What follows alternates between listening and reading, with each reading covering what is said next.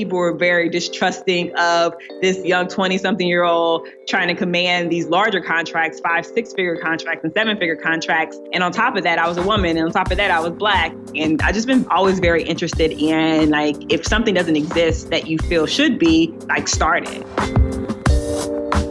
You're listening to Side Hustle Pro, the podcast that teaches you to build and grow your side hustle from passion project to profitable business. And I'm your host, Nicaila Matthews-Okome. So let's get started. Today's episode is brought to you by Gusto. Gusto offers modern, easy payroll, benefits, and HR to small businesses across the country. They were even named Best Online Payroll by PC Mag. And as a Side Hustle Pro listener, you will get 3 months free when you run your first payroll. So sign up and give it a try at gusto.com/SHP. That's gusto.com/SHP. Hey guys, welcome back to the show. Today in the guest chair, I have someone who I have been spying on for quite some time, finally reached out. Her name is Sevetri Wilson, and she is the founder and CEO of New Orleans-based technology startup Resilia, formerly ExemptMeNow, that she founded in 2015 to revolutionize how nonprofits are created and maintained and how enterprises who deploy billions annually scale impact. She has raised over $2 million for her startup to date, making her the first Black woman in New Orleans to raise over $1 million in venture capital, and one of only 11 Black women to raise over $3 million. Man, I can't believe I'm still saying those numbers, right? 11 Black women. Okay. And Sevetri is also the founder of Solid Ground Innovations, LLC, a strategic communications and management firm that she founded in 2009. So, Sevetri, you have founded not one, but 2 companies in your 20s. Wow. I mean, what started you down this entrepreneurial path? You know, I think that for me, I always just had this entrepreneurial spirit about me.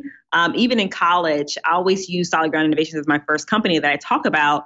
But when I was 19, I guess I could consider my first venture being an online newspaper that was called Be Now, Black News Our Way. And so that was like my first entrance into just this entrepreneur journey and starting something. And I just been always very interested in, like, if something doesn't exist that you feel should be, like, start it. Did you do anything entrepreneurial when you were growing up, or was it mainly like in your college years that you felt just licensed to just go out there and try things?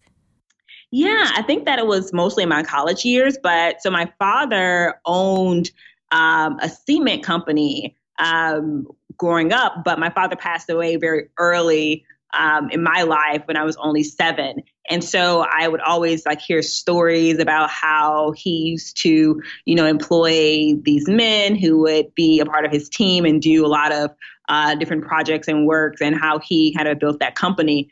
And so I think that I always kind of had it in me. I don't know if there's this belief whether or not, you are born into this mindset or you kind of create it. I think it's been a little bit of both for me. Okay.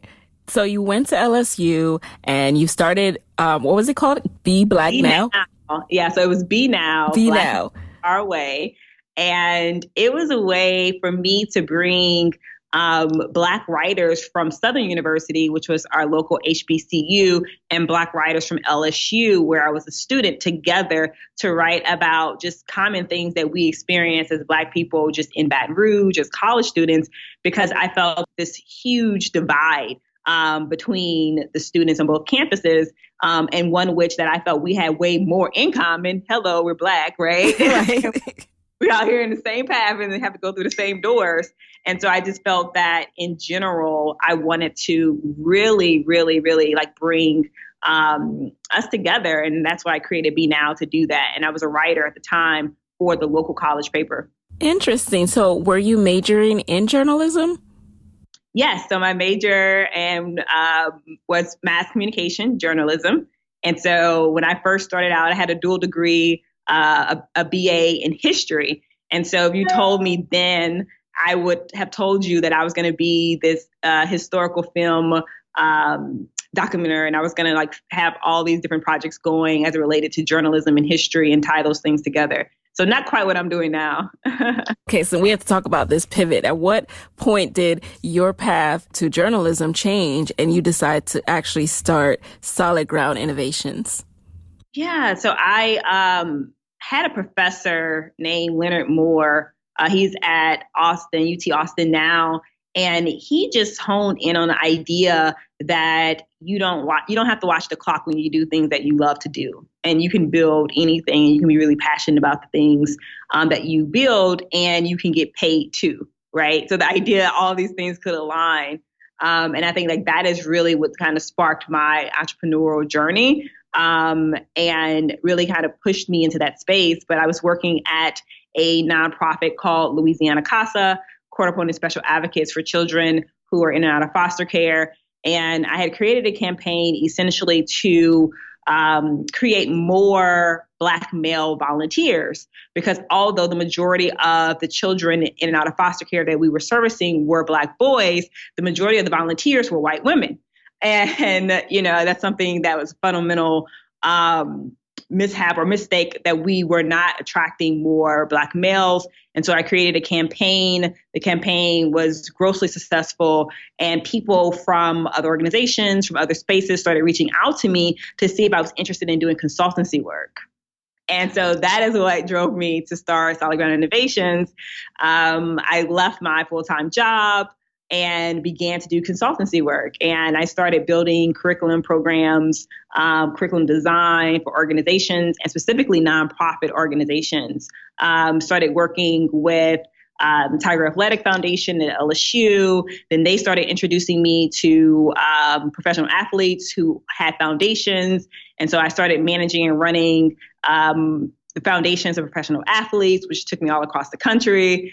And so, yeah, that's kind of like really what started my career. Oh, wow. So your first job out of undergrad was for the foundation. Mm-hmm. So it was kind of like that built up on the side. Now, at what stage, though, did you know it's okay for me to quit and go full time? At this point, had you had a few campaigns that were over a certain amount, 5 figures or 4 figures, that you said, okay, I can maintain this every month. I have these clients on retainer? Yeah. So for me, it was definitely still a risk making the leap, but I was making about $50,000, right? And that was like $50,000 a year in consultancy. And that was what made me comfortable enough to take the leap and do it full time. I mean, that's a pretty good side gig, I would say. Yeah. And that was like, relationships that I had built on, and I was like, okay, if I can get this, then I'll leave my business full time. And I had got there, right? And like really small contracts along the way to get there. But yeah, that was like the deciding factor that allowed me to like leap into starting my own company. And let's qualify the leap too. So was it 6 months of side hustling, or was it more like, okay, after a year, after your first year making that, you said, you know what, I can do this? Yeah, no, about 8 months to a year, I took the leap. And you have to realize, so I was 22 when I started my first company. And so you're just like, you're more risky that young. And so, probably had I been older, I would have been like, oh no, this is not enough money. And so there's so many other things that came into play. But, I started my first company when I was 22. And so, at that point, it was like, okay, this is my life. What am I going to make of it? And had come from really like humble beginnings where, I didn't have a lot then. And I was living very, just very like lean and very resourceful at the time as well. And what was a day in your life like at that point? What was your role? Were you the central person in the business? Did you have interns at that time? Were you working on every single aspect of these campaigns? Yes, I was killing myself, essentially for like peanuts, honestly. But yeah, I was the person, and it was just me, and I was consulting by myself until I started building my team. But early on, I didn't have a lot of overhead. It was just me doing small contracts, working for individuals, and knocking out projects one by one. And I think one of the biggest key things I always tell people, I'm a big proponent of like recurring revenue, right? And I just like locked in these year contracts and was like delivering on the scope of work and just kind of trying to make it happen. So I want to go back a little bit to the client part. And you even brought up the age thing because I was wondering about that. It's something that starting out at 22 and building something, was age ever a factor either for you or for your clients in terms of either you having imposter syndrome or them not fully trusting your capabilities? Absolutely. I think that for me early on, at 22, you just don't know what you don't know. Right. And I think that there's so much I had to learn along the way. And I learned a lot from like failure and error. And so early on, those clients that took like the first risk, by even hiring me, they believed that I brought something just tangible that was like fresh and that was new. And that was definitely of this millennial generation that was rising, that they felt I could do things that weren't necessarily the way they used to do things and really shake things up. But on the opposite end, when we started going after larger contracts, it became very apparent that people were very distrusting of this, young 20-something-year-old trying to command these larger contracts, 5-6-figure contracts and 7-figure contracts. And on top of that, I was a woman. And on top of that, I was Black. And so I definitely felt the challenges across the board. And many times, it felt like we were never going to just get past those things. And we continuously run into those things today. And I'm much older and much experienced. But then it was definitely very critical to us being able to maneuver the way we did. Although, you had like white men who were coming out of their dad's companies, or they were just graduating college and they didn't have any issues with getting some of the same type of contracts that we were going after. But definitely creating that level of trust was something that I knew I had to do very early on. And how did you push past that to grow this company to a multi-million-dollar company? Because, that is huge. So first of all, how long did that take? And then, how did you push past the skepticism? Yeah. And so for me, I think that honestly, as a Black woman, I feel like you never really push past it all the way. It's like it kind of morphs into something else. But I think it's also about being able to get referrals underneath your back, underneath your belt, and being able to have people that vouch for you, having people that actually speak and give referrals on your behalf. And a lot of our early work came from actually referrals from previous customers, from previous clients, what we were doing. And so I think that, if you can get solid referrals, that's how you can really build your client base. So now let's transition a little bit to the actual growth of that company. And I know that Resilia kind of was a spinoff from it. So let's talk about solid ground and when you started to employ a team. What was that experience like, going from pretty much almost just coming out of college and now you are hiring people for your own business? Yes. So my first hire was actually one of my line sisters. And so she had also just graduated. And generally people say, don't hire people, your friends and all this other stuff. But she was just solid. In college, she was solid, logistical. She was just like a Wonder Woman with anything to deal with logistics and just so organized. And she was actually my first hire. And I went to her and I was like, hey, do you want to join me? I'm trying to build this company. And she was like, sure, let's do it.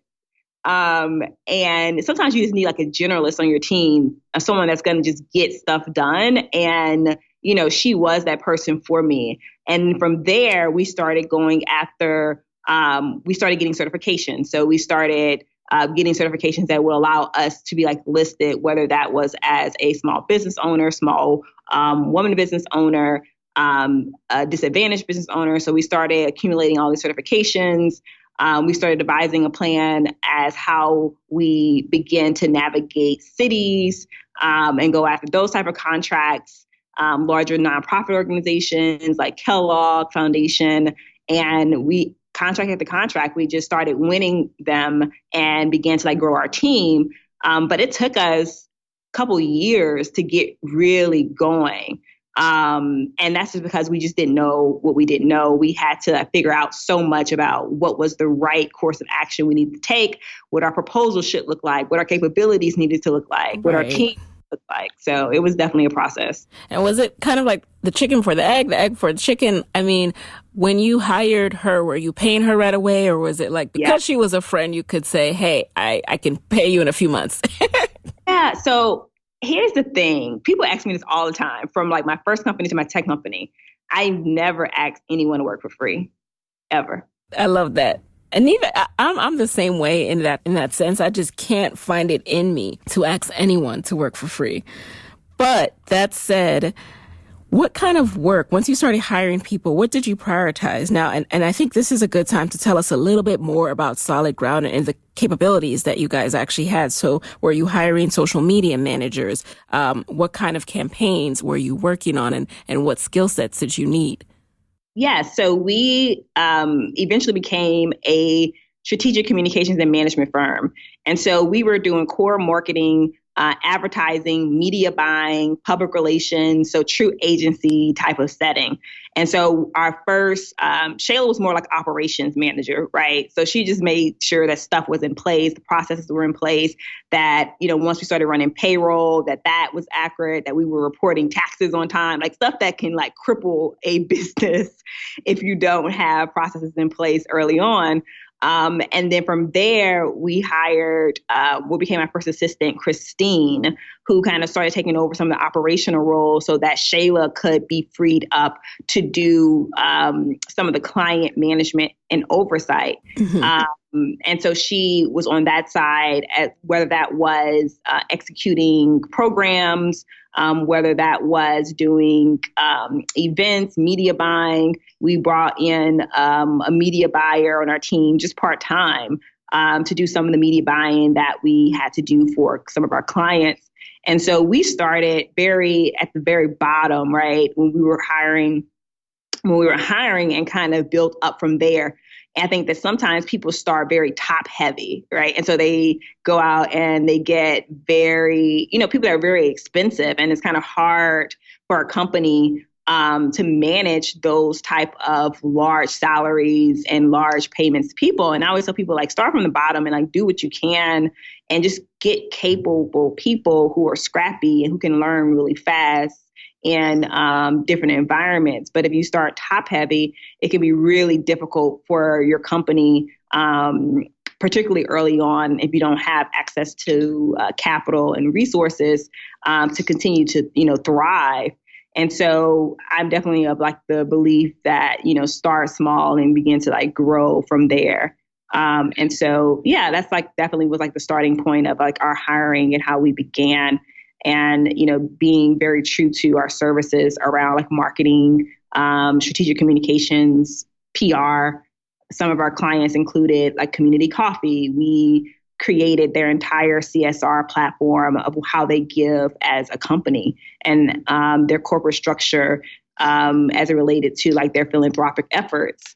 Aetna Better Health, which is a Fortune 100 company, we were one of the first people that they hired when they started doing advertising in Louisiana through their Medicaid program. We assisted them to pick their partners, their community organizations they gave money to. We did all of their billboard advertising, their radio, you name it. So that's what really is just so impressive about what you were able to build. You talked earlier about some of the kind of roadblocks and things that you had to get through, but at the same time, you were able to work with such amazing brands, really instrumental in their strategy. What do you think set your small startup apart? Mm-hmm. Yeah. And so like for Aetna, that's what I tell people all the time about just like being present. I'm a person that really believes in relationships and being at the table and just like showing up. Because a lot of times when people are looking for people to contract, yeah, they have people in mind, but then also people are sourcing people through their networks and who they know and who can introduce them to people. But then also sometimes these large corporations have to ensure that they're hiring, whether that's diversity, companies that have shown diversity or can be in communities. And for example, with Aetna Better Health, they're out of Connecticut trying to build a team in Louisiana. And they went to the Louisiana Economic Development website and they pulled up all of the companies that had Hudson certification. And so obviously Hudson certification means that your company is in a certain area in Louisiana that they deemed is like in a recovery area. And so they picked out 6 companies. My company was one of them to like interview and to request proposals from. And they said, we really loved your company because we felt that you all were very close to the community. Like you knew people in the community, you knew the nonprofits, you knew the public officials. Like you guys are literally in the community every day. And that's why we felt that we didn't want to just put up billboards, but we want to have these relationships. And we felt that your company was the best to provide us those relationships. And we were a small company, that Aetna contract was one of our largest contracts that we had received at that time. And, they picked us over agencies that were like 5, 6, 7 times our size. That is amazing. And speaking of certifications, just so people really understand the opportunities that are out there, one, how did you learn about these certifications? And what are some of the top certifications that you want Black women entrepreneurs to look into in their respective states? Yes. So you, first of all, go to your economic development office at your state level and even at your city level as well, and begin to really understand how to do procurement and how to like source opportunities through your state and through your city level, because everybody's hiring for stuff, right? So the city has to hire for design, they have to hire for printing, they have to hire for janitorial services. And so all these key things that they're hiring for and they're putting out proposals. But you have to understand how to go after those things.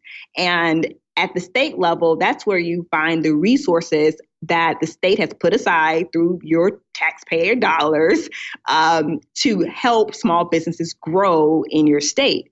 And so you find, for us, it's a small business director, and he's the person that can guide you and tell you, yes, like these are free resources that you can use. In Louisiana, like they would pay for half of your cost around your marketing materials. And you could literally go and find the consultant you want, get them to sign up with LED, Louisiana Economic Development, and then they would pay for half of your cost for that marketing person for you. And so these are like resources that people don't even realize exist, that literally their taxpayer dollars go towards every single year. And so some of the certifications that we had in Louisiana was like Hudson Initiative, which was a certification meaning that if you were in areas, if your business were located in areas that they deemed were recovering, which we were like in this area called Mid-City. And so we were Hudson Initiative certified. Then there's DBE, Disadvantaged Business Owner, which that's a certification that people have in many, many, many cities across the country, where you are a woman, you are a person of color, and your company makes less than X amount of dollars a year that you can apply for. And there are certain projects where they have requirements. So they may have a DBE requirement that the person that gets this contract has to be DBE certified, and or a DBE has to be a part of a project, a larger project. At the federal level, there's 8A certifications, and then there is opportunity zones. And so there's so many different things that I think that as business owners, we can kind of equip ourselves with, particularly as women, where we can take advantage of being a woman or being a person of color to access opportunities that generally would be harder for us to access if we didn't have those additional tools. Love it. Thank you. Thank you for that breakdown. So now let's transition into you starting Resilia. Why did you decide to start Resilia, and what does it entail? Yeah, so Resilia was actually a spin-off of a product line of my first company, Solid Ground Innovations. And so early on, we were actually servicing nonprofit organizations from everything from incorporation to helping nonprofits get their exemption status to then providing capacity on the back end for nonprofits. As we began to grow as a professional services company, we could no longer really afford to service nonprofits the way we were because we just didn't have the manpower. But I felt that there was opportunity to essentially productize our services and deliver it on demand through a software platform. And so that company first came to life as ExemptMeNow, and now we rebranded to Resilia. And so it literally came out of another company, our previous company, and we just knew that there was opportunity to utilize technology to drastically advance the work that we were doing and also solve some of the problems that we were having on the consultancy side. And so basically we were like, how do we productize ourselves? So two things there. Why the name change from ExemptMeNow to Resilia? Yes. So when we first started and launched to the public in November 2016, we originally set out to do something really simple, and that was to expedite the incorporation and exemption process for nonprofit organizations, and then create one essentials tool where people could essentially access all the documents that they needed to get their organization going. And so obviously, ExemptMeNow speaks to that, right? This process of getting you where you need to go as quickly as possible, so you can do the work of your organization. But over time, what we found was that we really needed to expand, or we had the opportunity to expand our SaaS business model. And expanding it, meaning that not only could we cater to grantees or existing nonprofits, but there was an opportunity, a much larger opportunity to cater to those who deploy capital. So you have all these cities and these private foundations and these corporations who are deploying billions of dollars to nonprofits, to cities. They even have nonprofits underneath cities that they've created to do work and fulfill their mission of the mayor or the city council members. And so we wanted to begin to create solutions of how they were managing funding, how they were deploying it, and then the oversight and compliance around that. And the name ExemptMeNow no longer spoke to those solutions. Got it. Yeah. And so we would go out and be like, oh, we're ExemptMeNow. We're working with city. We're like, huh? Like, what? This doesn't make sense. And then we had to tell them the backstory of ExemptMeNow. And so we're like, okay, we need to just rebrand. Well, what do you mean when you say, okay, so clearly it's very understandable when you talk about ExemptMeNow, and it sounds like you went from helping nonprofits do all the stuff that wasn't in line in their business, and that kind of started to fall on you as you're trying to help them market and realize, oh, we don't have all these things in place. But now when you're working with the companies that deploy capital to nonprofits, what is it that you're helping them to do with the software as a service?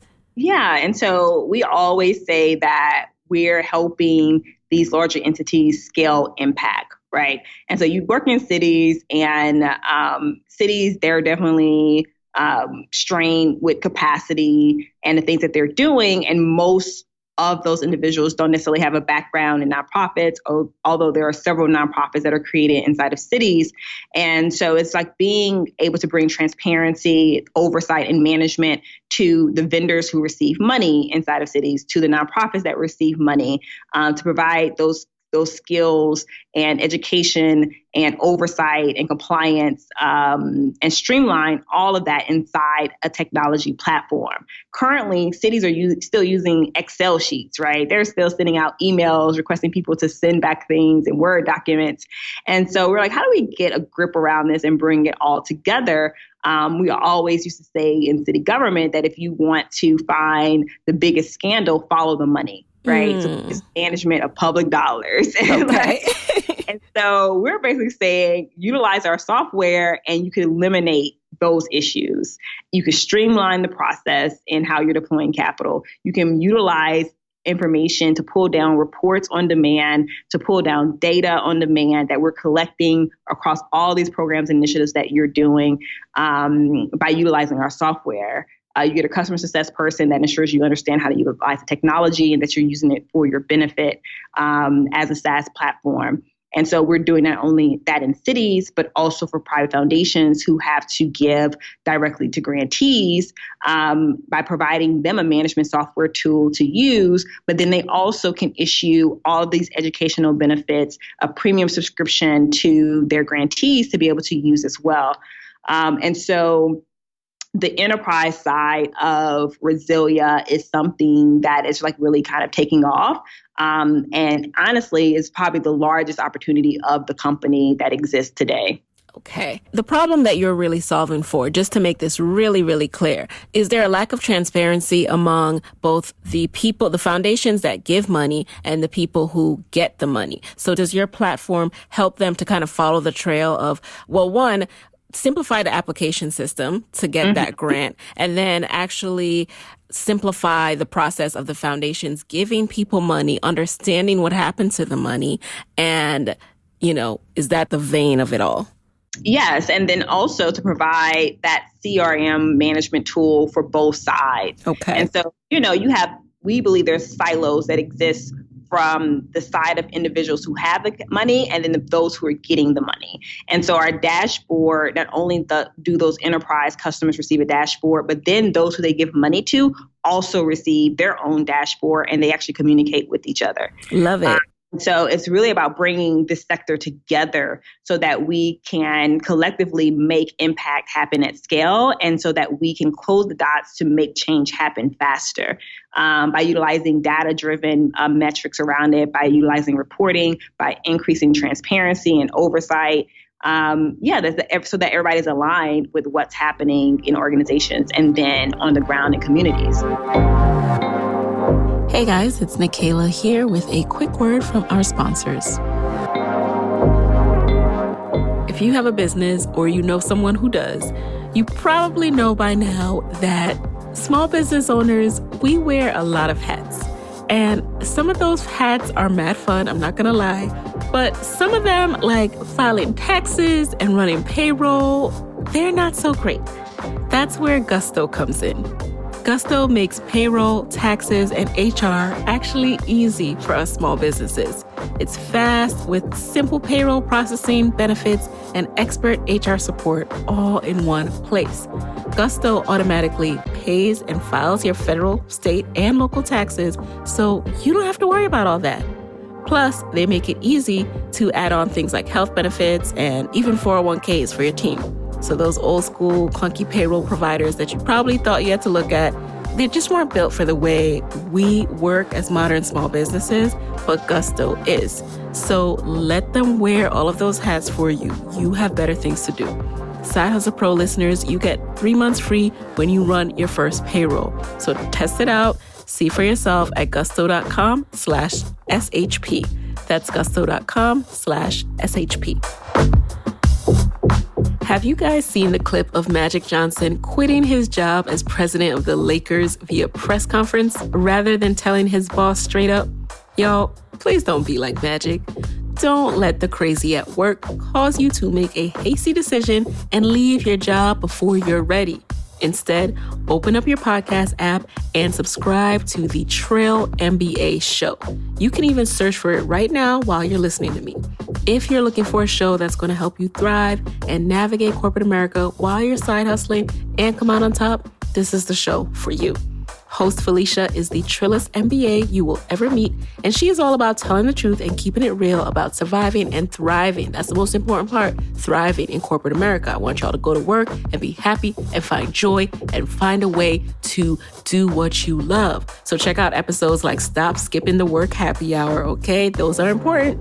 And take comfort in the fact that you're not alone in this journey. It can be tricky, but let's talk about it. Felicia gives real and actionable tips to navigate those tough combos, those situations, and people at work. Just search for the Trill MBA show in your podcast app and make sure to subscribe so you don't miss an episode. Now, do you find that sometimes as entrepreneurs, when we create a solution, the people who are used to doing it their own way, especially in nonprofits, I've worked within nonprofits, They're used to doing it their way. Your idea might be wonderful, but that involves a lot of change, right? So how do you get buy-in and how do you help people understand that this is a big problem and we can actually fix this and it won't be a huge lift to fix it? Yes. And so one thing that we knew was going to be needed, and, why we're more of a SaaS platform, is that similar to like HubSpot, where they have like this customer success onboarding period. So to teach individuals the technology, we saw that that was definitely missing, that people just didn't understand a lot of times how to utilize the technology in front of them. But then for nonprofits who are technology adverse, like how can we simplify, right? So make it as easy, automate, reduce the pains of the technology, and increase the capacity being delivered to that organization as a whole. I think that it's been apparent that, the issues are very prevalent and that there is something that needs to be done and a solution that people are calling upon. But it's like, oh, will people utilize the technology? And so for us, we're betting on, one, not only are people going to use it, but they will use it because people are looking for technology solutions in the space. But we also believe that there is a emergence of a more equipped and capable leadership of nonprofits, like just rising in the country, of people who there's a reason why there's more nonprofits being started, more and more and more and more than ever before. It's because some people are saying, oh, I could do this, but better, utilizing the things that I know and have learned. There's a reason why colleges now have a nonprofit administration concentration in their MBA programs. And so we believe there's a culture shift that's going to happen as well, in just like the type of leadership that begins to infiltrate nonprofits, and technology is going to be a part of that. And so, I think that we're working in a very gray area, which oftentimes is where we believe disruption actually happens. And by getting like larger organizations and foundations and corporations to buy into it, we're looking to create that network effect that kind of trickles down as well. And were you able to invest your own money into starting Resilia, since it was kind of a spinoff from Solid Ground? Yeah. So when I first started Resilia, you're starting a tech company, software is the idea, but unlike a professional services company, it costs money to build tech. It's expensive to build software. And so I, reinvested, money that I had made from running Solid Ground Innovations at a time where people were like, that's crazy. You just need to stick with Solid Ground Innovations. But I just felt like we really had something with Resilia, and something that was like scalable. And so I, took the risk to invest a significant amount of money into Resilia and getting off the ground before I even raised any money from other people. And unfortunately, I think that for Black entrepreneurs, like we don't have that opportunity to do that. And our ideas just never get off the ground, period, because you have to be so de-risked before people take a chance on us. Yes. And when you say a significant amount of money, what kind of money are we talking about here? Oh, like 7 figures type of money. Oh. I thought you were going to say 6 figures.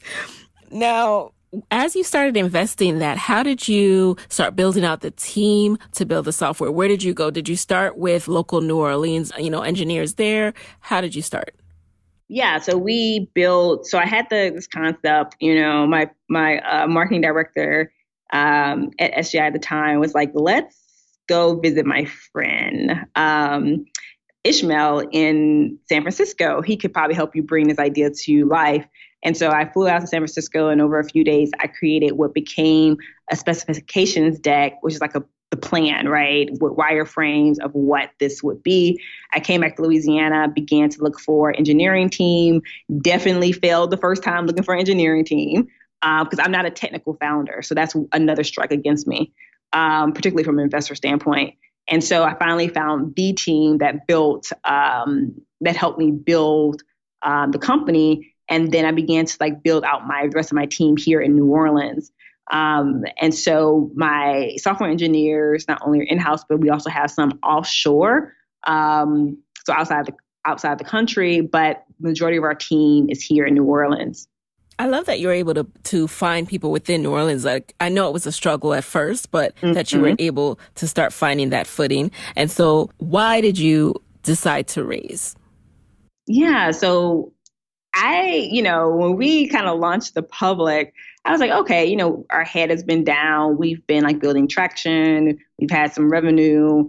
And I felt that we were in a good place to go out and raise capital. But also, like, I know what it's like to bootstrap a company, and I know what a bootstrap company looks like. I also know now, even more so, what a scalable company looks like and what is needed to scale a company.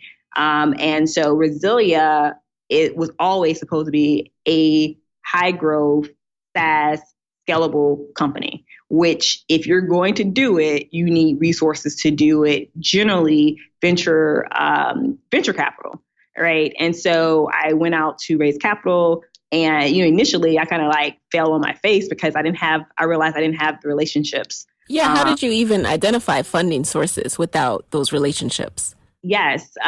So I started flying out to San Francisco.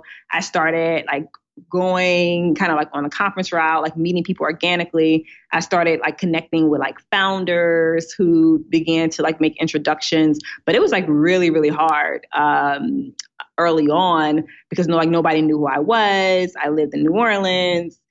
All the key things, right? I was Black, female, all these other key things that were like working against me. And then I had to always kind of be on the road. I think that for us, we started kind of having a breakthrough when we first got our lead investor and the first person that was like, okay, I'm in. And then from there, things started to really pick up. But it took us a long time to like really get going, like months and months and months and months and months to like really get going on raising capital. And what phase was Resilia in at this point? You said you launched. Was this a minimal viable product at this point? We were beyond that. You were beyond that, a full-out platform that people can use. We were a full-out platform. We had customers in over 30 states. I mean, like I always say, when it comes to us, like white men can have an idea. We have to have proof. Yes. We got to have some solid proof. And even that, you still struggling. You're like, you can have the customers, you could have done market research, you could have. You have to get it all together. So speaking of that, how are you preparing your pitches? Did you have advisors that you were working with? Were you practicing running through those pitches? And then what were the meetings like when you actually got into those rooms? Yeah. And so, we had gone through like this program called Power Moves and had got some introductions there related to how we prepare a pitch, how we put together like the key slides we needed. And so people were kind of like coaching me on those key things. And so when I got into some of the rooms, my earlier rooms were more of like a collective of angels, right? So these like angel network groups where it's literally just high worth individuals in a room.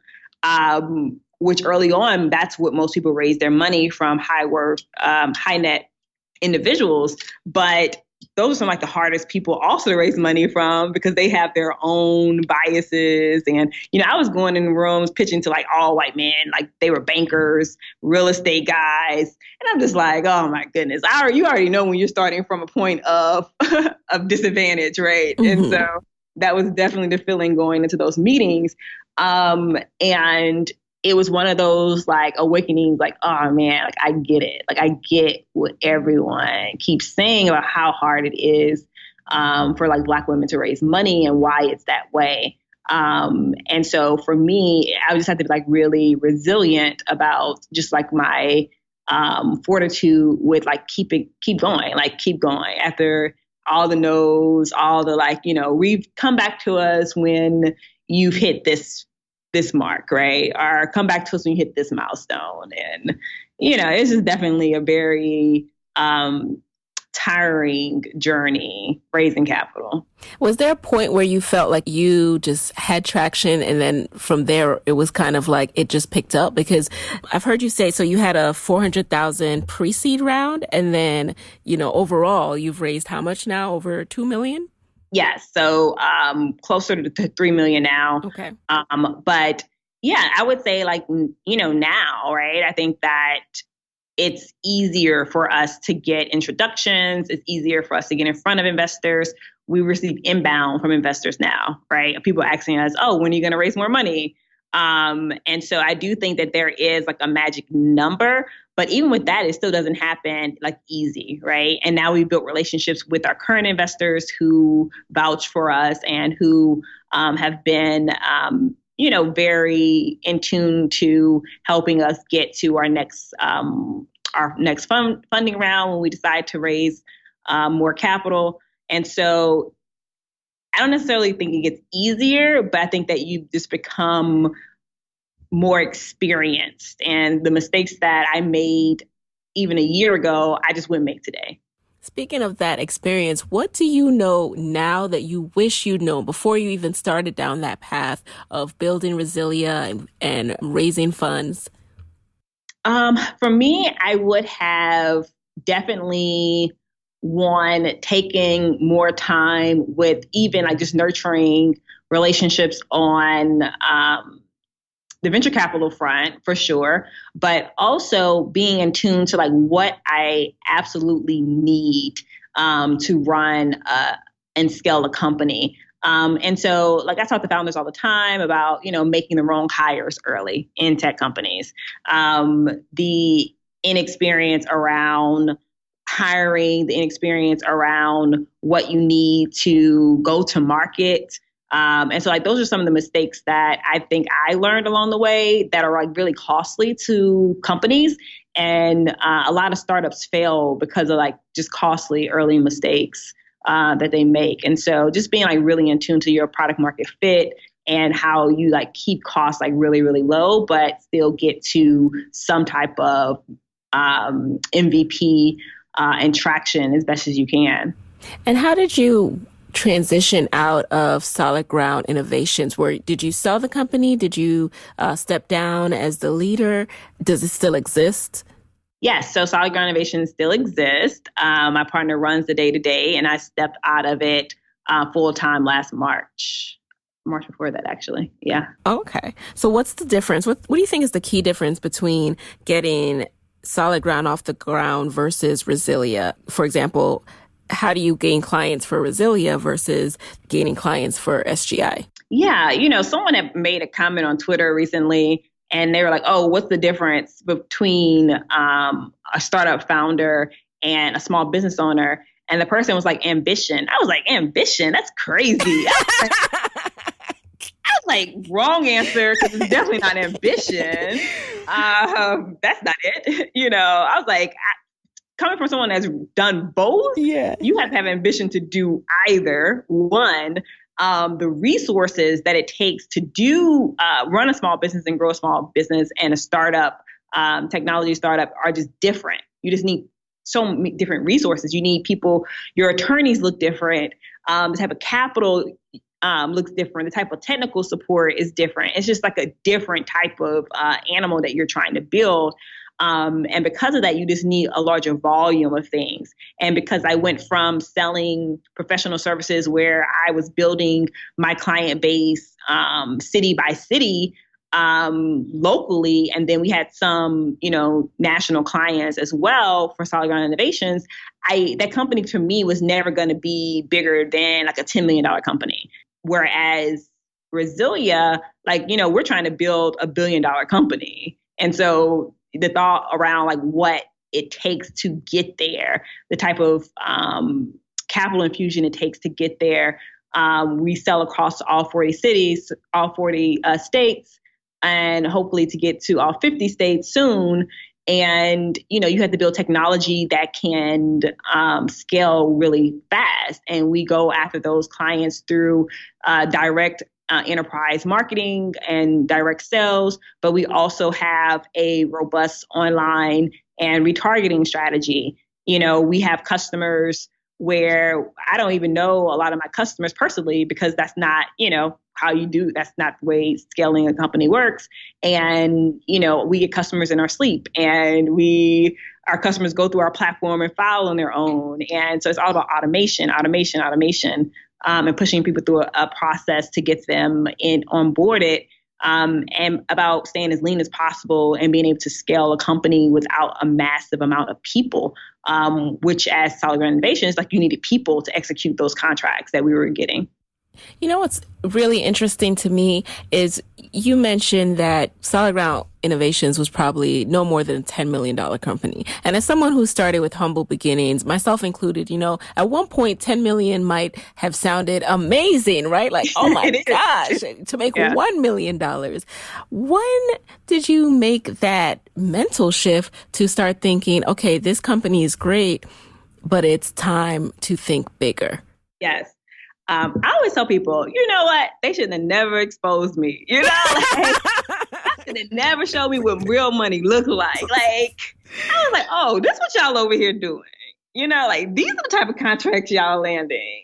Like, it was just like exposure. And I received a lot of exposure for some of my clients. Like, one of my clients were SGI was like one of the 3 most wealthiest people in Louisiana. He was like one of 3 billionaires here. And like, just being able to glean into like that world and seeing like what people are talking about at their tables, right? And the type of numbers that they're crunching and the type of ways they're getting to it, it just like revealed this whole new world to me about like wealth, like what really is wealth. And that's something that I'm personally just moved by, is the creation of Black wealth and the creation of wealth like in our communities. And I believe that happens through businesses and the ability to employ people that look like you, and the ability for them to employ people because they have learned so much. Now they can start their own business.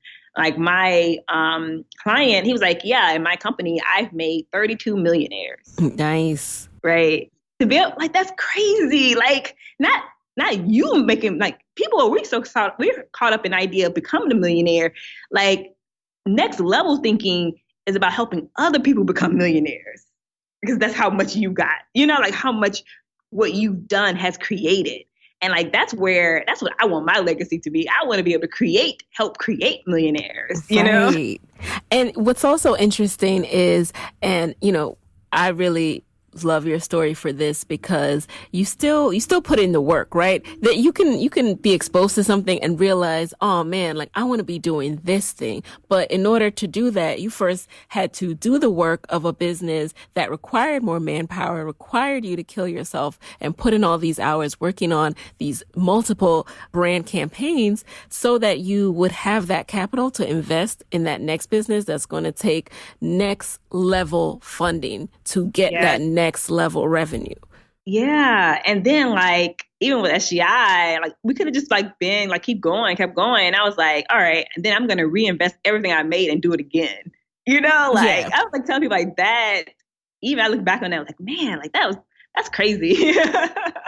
Like to tell like a founder, someone that, my mom made a single family household when my mom was assistant manager at Kmart making $27,000 a year, that I'm going to be able to have the ability to reinvest $1 million of my own money and actually do it. Like, what? Crazy. At risk into something that could fail. But just kind of get realigned to like what I feel like my purpose and legacy and what those risks look like. And I was having a conversation with my mentor recently about it. And I was like, man, like I've done enough. And I have enough contacts, enough resources that honestly, I could probably do very little today and make about $300,000 a year and do, and just like live a comfortable life, and not really do a lot, honestly. Like, because like I've built a large enough war chest to be able to do that with people who trust me and believe in me and like would pay me that type of money to just like consult. And he was like, yes, but that's not how you build wealth. 1, 2, that's not what people like you who are risk takers who are able to get to the next level do. Right. And he said, you're trying to build wealth. And the only way you can do that is to take significant risk. And that's just what it is. And that's my life, What do you think? I mean, I'm just so impressed by that mentality and it truly is a mental shift, guys. Like as I'm speaking to Sevetri and like thinking about my next question, I'm also just thinking like, damn, like you really do have to truly believe in what's possible. For example, I really think that, when I hear of someone saying that they invested $1 million or they donated $100 million, my mind still goes through that, like, like my head shaking, my eyes are popping out of my head, like how it just feels like, how can anyone have this much money? But at the same time, It's totally possible. It's in our reach, but it does require, it has a cost. And that cost is going to be risk. That cost is going to be sometimes burning the candle at both ends.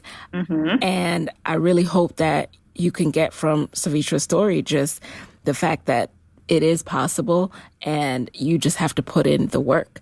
So Sevetri, what do you think has been the hardest challenge that you faced as you were starting either business, like one of those humble pie lessons that you've learned in this journey? Man, managing people is hard.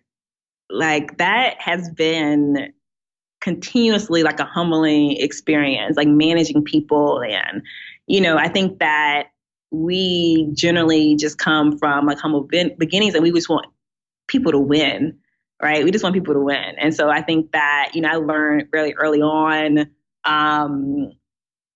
like it's so important to put the right people around you. And when the right people aren't around you, it's okay to let them go, right? It's like, it's okay to let them go. And for me, I was like so just in tune, like just wanting people to just do well, regardless if they were doing well for my company, And I think I held on to people for way too long. And I think that was just like a very humbling experience for me, in the way that was just like, it's okay, right? It's okay. It's going to be okay. It's going to be okay. It's going to be okay. I think, and that's like really ultimately what this all boils down to, like as much as we stress out over stuff, as much as we like beat ourselves up over stuff, it's like, it's going to be okay. It is. It's going to work out. And now we know with solid ground that you were on solid ground. Like it sounds like you were making money and were profitable early on. Can you say the same with Resilia? A lot of people lose money in the first few years of business. That's kind of expected as we hear more people's stories on this show. What has been your experience? Oh, absolutely. I mean, we were investing money, trying to get it off the ground. And then we started, making money. We're like, whoo, we're making money.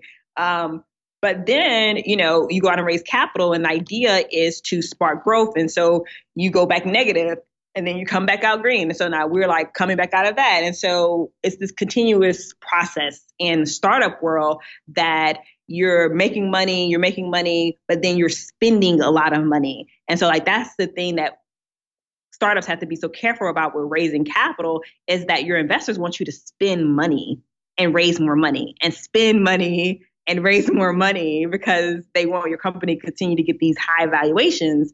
But in doing that, you also have to have you have to have traction to validate your valuations, because if you raise money again and it's not valuated, you could be devalued, right? And so it's definitely like that game of, that you go back and forth with in the startup space that I didn't have that experience in my other company, because the name of the game in professional services and in contracting is that you are in business to make money, period. Like that, if you're not making money, what is the point of your business? But in the scalable company, it's this up and down periods that you go through because you're trying to scale and you're infusing capital into your company in a way that is supposed to spark growth. And so we've gone from being in negative to being profitable, being negative to being profitable. And so it's just like, that's the name of the game until you get to that point where you have hit your product market fit continuously to make your profits as far as your milestones and what you're seeking to hit and so on and so forth. So, it's definitely a journey and we're pretty young. Yeah. And would you say that's another kind of mental shift, getting comfortable with debt? Because we're so used to feeling that, oh, this is terrible. I can't spend any more money, then I'm going to go into debt. Yes. Well, yeah, I think that I knew that at some point I was going to either raise capital or, you're not, right? Mm-hmm. So a lot of startups fold because they're not able to raise capital and they just can't like continue to inject capital, right, into a company, or they don't have the ability to inject any capital into their company. And so then the company just, it shutters. And I think that oftentimes we have ideas and we have great ideas and solutions that we can never get off the ground because we just can't get over like the need for capital, or resources, to get it done. So before we jump into the lightning round, what is next for Resilia and Sevetri? So what's next for us? We are continuously growing as a company. We have come out of this rebrand on better position, I feel, to continue to grow our enterprise product and our enterprise customers. We are definitely doing some hiring right now on our technical side. And we're looking to open up a second office in Newark, New Jersey. That's going to be a sales office. And so that's kind of what our big picture for this year looks like. I love it. Alrighty, now let's jump into the lightning round. You know the deal. Just answer the first thing that comes to mind. You ready? Yes. Alrighty. Number one, what is a resource that has helped you in your businesses that you can share with the Side Hustle Pro audience? Oh, yeah, absolutely. Anything at your economic development office. Those are the resources that you need to get at minimum. Number two, what's been the best business book or podcast episode or live event that you have consumed this year? I would say that it's been, oh my gosh, so many things. So I was listening to a podcast called, it was How I Built This, but it was on, oh my gosh, I forget her name. She's running $1 billion HR company. Oh, you're talking about Miss Janice? Miss Janice was in the Side Hustle Pro guest chair too. Yes. Hers and so many of her, just her story in general across the board has been really inspiring to me in general. Alrighty. Number three, what is a non-negotiable part of your day? Non-negotiable would be having a team huddle. We have our team huddles. And so that's always all right, guys, y'all know the deal. No matter if I'm going somewhere, if I'm flying, we always have a team huddle. Number four, what's a personal habit that has helped you significantly in your business? Not taking things so seriously. And then finally, number five, what's your parting advice for fellow women entrepreneurs who want to be their own boss, but are worried about losing that steady paycheck? You have to be comfortable, right? You're going to have to get comfortable with being uncomfortable, right? With taking risks. And then I'm not a proponent of just leaping out without a security blanket. I'm ensure that you have something lined up so that you don't struggle going out on your own. And although there will be setbacks and time and periods that you struggle, it's hard building a company with nothing, because you're worried about so many other things. Mm-hmm. And with that, where can people connect with you off of this podcast, on the socials, all of that good stuff? Sevetri Wilson on social media, SevetriWilson.com. My company site is Resilia.co. All right. And with that, guys, there you have it. Hey, guys. Thanks for listening to Side Hustle Pro. If you want to hear more from me, head on over to sidehustlepro.co/Side Hustle Corner to get my weekly Side Hustle Diaries chronicles about my own journey from passion project to profitable business. And if you want to find me online, I'm at Side Hustle Pro on Instagram, Twitter, and Facebook. Don't forget to join the Side Hustle Pro Facebook community. Go to sidehustlepro.co/mastermind. And as always, if you love the show, do me a favor and subscribe, rate, and review on iTunes.